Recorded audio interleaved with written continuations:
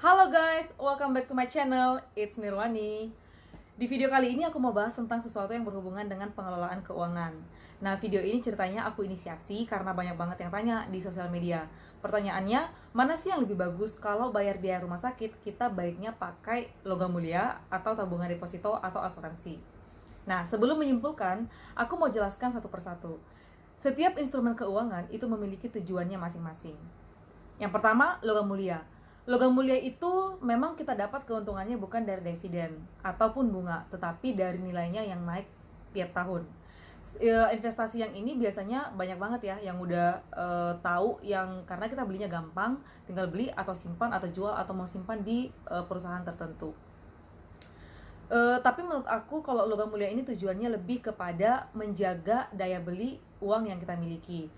Memang kan setiap tahun itu ada inflasi, tetapi dengan harga emas itu bisa menjadi seimbang, bisa menyeimbangkan nilai inflasi. Daripada kita simpan bentuk cash, ya tentu lebih bagus logam mulia. Yang kedua, deposito. Nah, deposito ini adalah sebuah tabungan dalam kurun waktu tertentu, kita punya modal, dan kita bisa ambil untuk waktu yang ditentukan dan dengan nilai yang memang kita inginkan. Jadi kita punya modalnya, kita masukkan ke bank, ke satu deposito macam-macam ya. Mulai dari waktu 30 hari sampai tahunan, itu ada tergantung tujuan keuangan kita masing-masing. Misalnya untuk misalnya biaya pernikahan 2 tahun ke depan, atau buka usaha 2 tahun ke depan. Pokoknya tujuan keuangan ini kita bisa tentukan berapa modal kita, berapa nilai yang kita tuju, berapa yang mau kita tabung, dan kapan kita butuhkan. Jadi investasi jenis ini kelebihannya kita membantu kita untuk lebih konsisten menabung, ya. Terus kemudian asuransi. Nah, kalau teman-teman berpikir bahwa asuransi itu prinsipnya sama seperti menabung di bank, ya, no, salah. Jadi asuransi itu sama seperti logam mulia ataupun deposito, punya tujuannya sendiri-sendiri. Nah, asuransi ini teman-teman mesti tahu dulu nih di dalam mindsetnya, bahwa asuransi itu nggak sama seperti tabungan yang sekarang kita masukkan, besok kita ambil uangnya sama. Banyak banget ya di pertanyaan-pertanyaan kemarin aku baca di kolom komentar, cukup banyak ternyata yang bilang gini, saya pernah punya asuransi, kayaknya rugi deh, soalnya saya menabung 10 tahun, waktu saya cairkan uangnya nggak kembali, uangnya berkurang. Teman-teman, di sini aku mau jelasin ya, bahwa asuransi itu sekali lagi bukan tabungan, tetapi proteksi.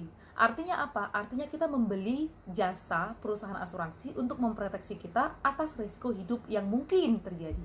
Nah, misalnya nih, katakanlah teman-teman mengalami salah satu resiko hidup, ya. Resiko hidup itu kan bisa terjadi meninggal dunia, sakit kritis, atau kecelakaan. Nah, let's say sakit kritis. Teman-teman, sakit kritis itu biayanya nggak murah sama sekali, mahal, dan tindakannya itu tidak cuma sekali, ada tindakan-tindakan lanjutan. Bisa juga kita beli kalau dibutuhkan, beli peralatan kesehatan, ya, obat-obatannya, terapi-terapinya, ya. Kalau menurut data WHO, untuk seorang pasien yang kena sakit kritis itu butuh waktu 5 tahun untuk melihat apakah si pasien ini bisa survive atau enggak. Nah, berarti kalau dalam 5 tahun ke depan, berarti itu ada yang namanya variable cost, adalah biaya-biaya tak terduga dan nggak bisa dihitung gitu ya. Apalagi kalau ke rumah sakit nggak bisa nawar kan. Nah, itulah fungsinya asuransi. Kalau misalnya teman-teman sama sekali tidak punya asuransi, lalu berpikir pengen bayarnya pakai deposito atau logam mulia atau aset-aset lain, teman-teman coba berpikir, waktu teman-teman mulai membangun aset-aset yang teman-teman punya saat ini, itu tujuannya apa? Ya, ada kan orang membuat aset itu misalnya tujuannya nanti supaya ada waktu pensiun, aku masih punya penghasilan meskipun udah nggak bekerja, atau tujuan keuangannya ini untuk diwariskan atau untuk membantu biaya pendidikan anak dan sebagainya dan sebagainya. Lalu semua aset yang udah terbentuk saat ini, yang teman-teman udah sangat disiplin, udah sangat berjuang untuk membentuknya, lalu tiba-tiba hilang hanya karena resiko hidup, sakit kritis. Jadi semuanya dicairkan hanya untuk bayar biaya rumah sakit. Yang kedua, apakah cukup gitu? Kan kalau tadi dibilang butuh 5 tahun. Let's say teman-teman punya deposito 1 miliar. Waktu kena kejadian risiko sakit kritis, teman-teman mencairkan deposito ini lalu bayar biaya rumah sakit. Tapi tindakannya belum selesai, masih ada tindakan medis yang lainnya. Lalu teman-teman akan mencairkan aset yang lain, misalnya logam mulia atau jual tanah atau jual rumah. Nah, dengan kondisi kayak gitu, berarti kalau misalnya teman-teman puji Tuhan sembuh, ya. Meskipun ya kalau sakit kritis angka kesembuhannya tergantung terapi yang kita jalankan ya, tergantung kita daya tahan tubuh kita juga dan kena usia berapa kita kena. Nah, tapi anggap aja sembuh. Lalu teman-teman untuk membentuk aset yang tadi, yang udah hilang tadi, teman-teman harus mulai dari awal. Nah, apakah ketika sudah sembuh dari sakit kritis, teman-teman masih punya kekuatan atau kesempatan yang sama untuk bisa membangun aset dari nol lagi? Kemungkinan besar enggak. Ya, jadi teman-teman boleh bertanya. Mungkin buat teman-teman pribadi itu enggak masalah. Tapi coba teman-teman tanya kepada orang-orang yang bergantung secara finansial kepada teman-teman. Misalnya anak, orang tua, istri, ya, atau saudara kalau yang masih single tapi punya tanggung jawab keuangan.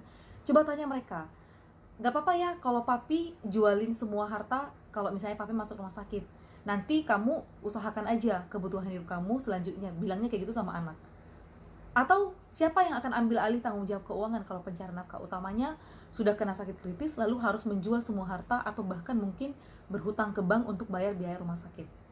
Maka teman-teman, kita lagi meresikokan anggota keluarga kita, istri ataupun anak. Nah, ketika istri mulai bekerja, apakah sama hasilnya seperti suami yang bekerja? Lalu ketika istri bekerja, anggaplah sama hasilnya. Lalu anak-anaknya siapa yang urus? Maka akan banyak banget efek domino yang lain akibat pengelolaan keuangan yang nggak benar. Jadi buat teman-teman yang udah mempunyai investasi, kamu keren banget. Karena banyak juga orang begitu gajiannya untuk sebulan itu habis, nggak sempat investasi. Tapi buat kamu yang udah memiliki investasi, itu bagus banget. Tetapi akan lebih bagus kalau teman-teman juga melindunginya. Jadi melindungi aset yang udah terbentuk supaya dia tetap bisa berfungsi sebagaimana mestinya. Di awal ketika teman-teman membentuknya, tujuan keuangannya itu tetap berjalan, yaitu pakai asuransi. Karena sebenarnya kita sebagai individu, kita itu punya resiko hidup. Meninggal dunia itu pasti lewat sakit kritis, bisa jadi juga lewat kecelakaan, tapi yang manapun itu, ini pasti dialami oleh semua orang. Yang nggak pasti adalah kapan, sakitnya apa, berapa lama sakitnya, dan berapa banyak biaya yang dikeluarkan. Nah, ini kan adalah biaya-biaya tak terduga dan tak terhingga. Menjadikan ini supaya menjadi sesuatu yang bisa dihitung, hanyalah lewat asuransi. Nggak bisa pakai instrumen keuangan yang lain. Karena jika teman-teman membuat biaya rumah sakit dalam bentuk aset lain, ya berarti teman-teman akan merisikokan aset-aset yang lainnya juga, gitu. Jadi, fungsi asuransi di sini adalah proteksi. Jadi kalau teman-teman contohnya gini, ya uangnya nggak balik, saya udah nabung 10 tahun. Teman-teman, jadi asuransi itu ada berbagai jenis dan ada banyak banget produknya. Nanti aku akan menjelaskan di video berikutnya ya. Tapi yang mau saya tekankan adalah mindsetnya tentang asuransi tersebut. Nah, asuransi itu adalah proteksi. Kita membayarnya selama kita diproteksi. Prinsipnya gitu ya. Nah, misalnya teman-teman berpikir, ya uangnya nggak kembali, uangnya baliknya cuma sekian persen, hilang, asuransi nipu. Teman-teman coba nih, saya kasih analogi ya. Misalnya teman-teman bayar satpam. Misalnya teman-teman punya rumah gede yang membutuhkan satpam. Jadi teman-teman bayar satpamnya, ternyata selama 5 tahun, 10 tahun nggak pernah ada kemalingan. Apakah teman-teman minta uang yang sudah teman-teman bayar kepada satpam, sini kan nggak terjadi kemalingan, balikin uang saya? Enggak kan? Nah, jadi sama, asuransi itu juga begitu. Jadi kalau teman-teman merasa sehat-sehat aja, tapi punya asuransi, nggak pernah kepake gitu ya, teman-teman justru bersyukurlah karena teman-teman tidak mengalami resiko hidup dalam waktu yang cepat. Coba nih, kalau misalnya berpikir nih, teman-teman punya proteksi yang sangat bagus, mau teman-teman langsung pakai, kena sakit kritis, masuk rumah sakit, tempat tidurnya terbuat dari emas, tapi teman-teman nggak bisa nikmati, teman-teman koma. Nggak mau kan? Nah, jadi asuransi ini adalah mengalihkan resiko kebangkrutan, mengalihkan resiko keuangan akibat resiko hidup ke pihak asuransi. Jadi gitu ya teman-teman. Jadi kalau kamu masih berpikir selama ini bahwa asuransi itu semacam tabungan, no.